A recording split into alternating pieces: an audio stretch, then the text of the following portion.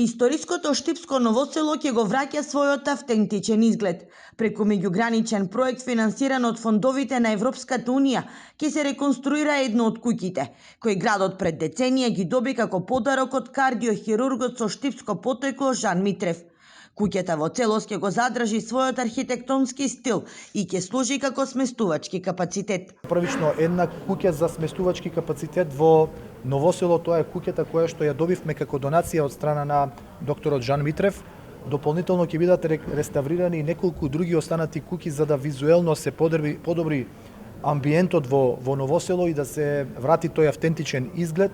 А сместувачкиот капацитет во бањата Кежовица исто така како што напоменав ќе биде реконструиран целосно и уредување на изворот Лџи. Штипско Новосело располага со потенцијал со кој може да се привлечат домашните, но и странски туристи. Освен старите куќи заштитени со закон, црквата Успение на Пресвета Богородица поставката на ретки икони. Ова мало кој во предилинденскиот период важел за револуционерен центар, со своите споменици и објекти може да раскаже историски приказни, но и да биде вистински музеј под отворено небо.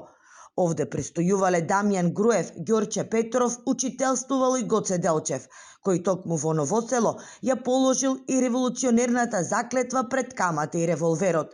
Како вистински раскажувач за се она што се случувало е музејот на ВМРО.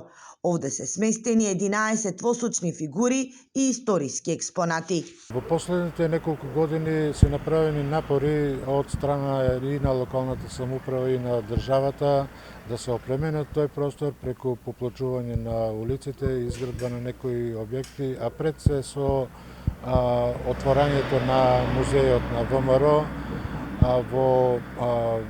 во близина на реката Брегалница, кој што е објект кој што представува од исклучително значење, карактеристичен објект за македонската архитектура. Меѓу восочните фигури на Мише Развигоров, Тодор Александров, Манчо Михајлов се наоѓа и восочната фигура на Баба Вања.